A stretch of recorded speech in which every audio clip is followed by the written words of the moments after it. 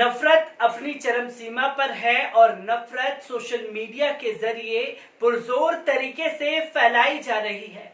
नफरत फैलाने का आरोप कुछ भक्तगण हम पर भी लगा रहे हैं कि आप भारत सरकार का अपमान कर रहे हैं, आप भारत का अपमान कर रहे हैं। लगातार ऐसे ही आरोप पल पल न्यूज के ऊपर कुछ लोग लगातार लगा रहे हैं कि आप यूएई से आ रही खबरों को इस तरीके से दिखा रहे हैं जैसे वहां पर कुछ हो ही नहीं रहा है। हकीकत से मुंह चुराना कुछ लोगों की आदत हो चुकी है और लगातार सोशल मीडिया पर उठ रहे सवालों को लेकर के भारत सरकार यकीनन घेरे में है और नफरत फैलाई जा रही है। इसका कोई असर दिखता हुआ नजर नहीं आ रहा।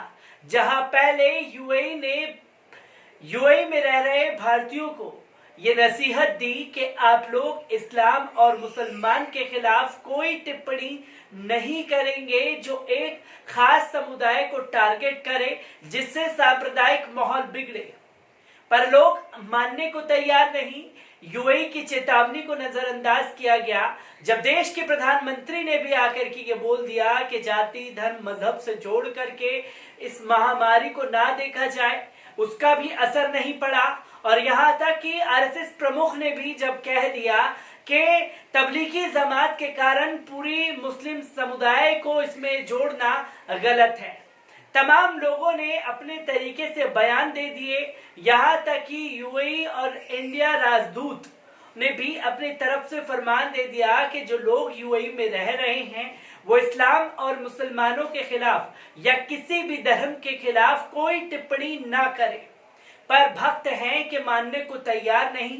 उनका असर बोलने का कुछ होता हुआ दिखाई नहीं दे रहा। जहां जिस देश में है उस देश की चेतावनी को भी नजरअंदाज किया जब देश के प्रधानमंत्री और मोहन भागवत जैसे तमाम दिग्गजों ने यह बयान दे दिया, उनके भी बोलने का असर भक्तों पर होता हुआ नजर नहीं आ रहा। क्योंकि भक्त तो भक्त है, दो कदम आगे जाएंगे, एक कदम पीछे हट नहीं सकते।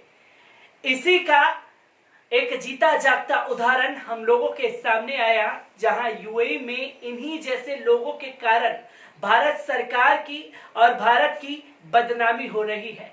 आखिरकार एक के बाद एक भड़काऊ ट्वीट दुबई में बैठे भारतीय लगातार सोशल मीडिया पर डाल रहे हैं, जिसके चलते अब यूएई ने एक बड़ा कदम इन फसाद फैलाने वालों के ऊपर लगाया है। एक बार उस पर भी नजर डाल लीजिए। सोशल मीडिया पर इस्लामोफोबिया पोस्ट साझा करने के कारण संयुक्त अरब अमीरात में 4 भारतीयों को नौकरी से निकाल दिया गया।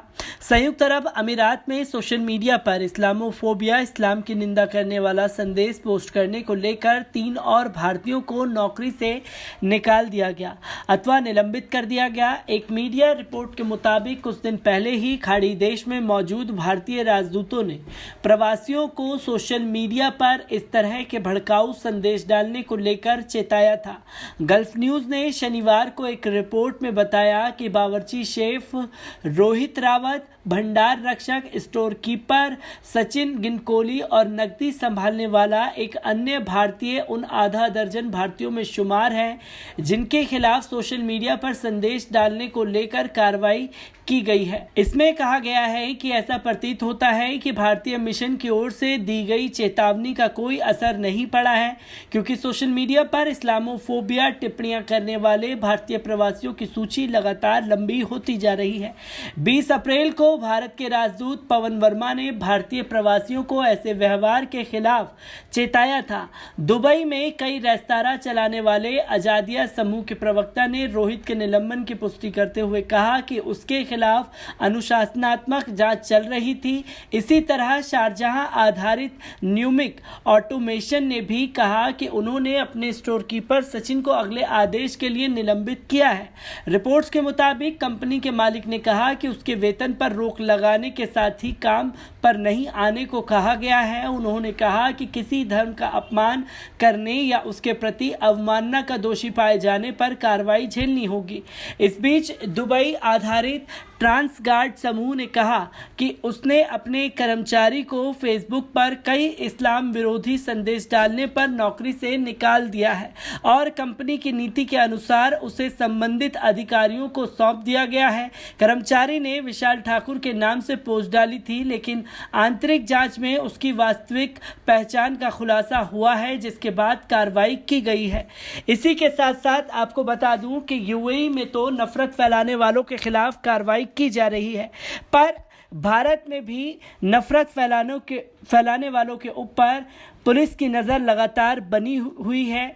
ऐसा ही एक सोशल मीडिया पर फोटो वायरल होती है जिसमें 3 व्यक्ति खड़े होते हैं और कैप्शन में लिखा होता है कि कठमुल्लों का आना वर्जित है, जिसमें वो मुस्लिम समुदाय के लोगों के लिए लिखते हुए एक सांप्रदायिक सौहार्द और एक नफरत फैलाने की कोशिश उस पोस्ट के माध्यम से करते हैं।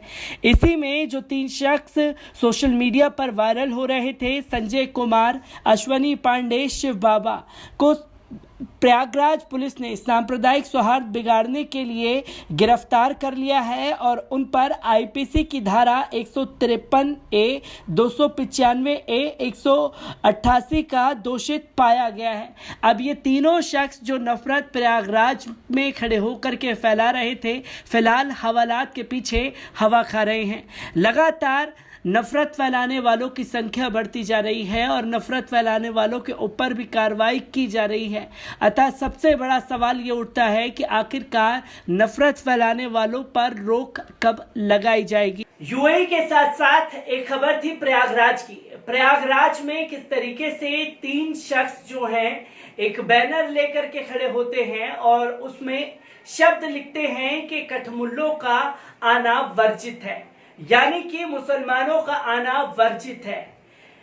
इसके बाद सोशल मीडिया पर तमाम जो नफरत फैलाने वाले सौदागर हैं, उन्होंने इसे अपने सोशल मीडिया प्लेटफॉर्म पर वायरल किया, खूब वायरल किया। मुसलमानों को जी भर के गालियां दी गई। मुसलमानों को गालियां दी जाने के बाद में जब ये संज्ञान प्रयागराज पुलिस के समक्ष आया तो प्रयागराज पुलिस ने एक बार फिर दंगाइयों के मुंह पर करारा तमाचा जड़ा, जैसे उसने तबलीगी जमात के नाम पर नफरत फैला रहे दीपक चौरसिया के मुंह पर जड़ा था। ये 3 शख्स को गिरफ्तार किया गया, उन पर तमाम धाराएं लगा करके जेल की सलाखों के पीछे डाल दिया गया। ये तो बात हुई भारत की, क्योंकि उत्तर प्रदेश पुलिस लगातार नफरत फैलाने वालों के खिलाफ एक मुहिम छेड़े हुए है। जो भी एक नफरत भरा ट्वीट एक खास समुदाय के लिए कर रहा है तो तुरंत उस पर आकर के अपने ट्वीट को रिट्वीट करते हुए कहती है कि ऐसी कोई खबर सामने नहीं आई। ये तो बात हुई उत्तर प्रदेश पुलिस की, जो लगातार चौकन्नी है नफरत फैलाने वालों के खिलाफ, क्योंकि लगातार नफरत फैलाई जा रही है। पर इसी के साथ साथ आपको ध्यान देना जरूरी है कि यूएई में जो लोग नफरत फैला रहे हैं उन लोगों के खिलाफ किस तरीके से सख्त कार्रवाई हो सकती है। इसी पर हमने बात की शारिक अदिल यूसुफ से, तो एक बार उस पर भी नजर डाल लीजिए। शारिक अदिल यूसुफ लाइन पर मेरे साथ मौजूद हैं। मैं शारिक आपसे जानना चाहूंगा, क्योंकि हम आए दिन देख रहे हैं सोशल मीडिया पर नफरत परोसी जा रही है भक्तों द्वारा और एक खास तबका लगातार मुसलमान और इस्लाम के खिलाफ नफरत फैला रहा है, तो यूएई में इसकी क्या सख्त सजा है? यूएई में देखिए अभी 2015 में इसके खिलाफ लॉ पास किया गया था, मतलब, और शेख खलीफा के अंडर में वो लॉ पास हुआ था, जिसमें उन्होंने ये कहा था कि कोई भी शख्स जो किसी भी तरह के नफरत फैलाने का ट्वीट करे या ओरली बोले, उसके लिए 10 साल की सजा है और उसके अलावा 50,000 दिरहम से लेके 20 लाख दिरहम तक का ये आप कह सकते हैं कि फाइन है। तो 50,000 दिरहम को भी अगर इंडियन करेंसी में चेंज करते हैं तो वो लगभग 1 लाख दिरहम के करीब हो जाता है, 1 लाख रुपयों के करीब हो जाता है।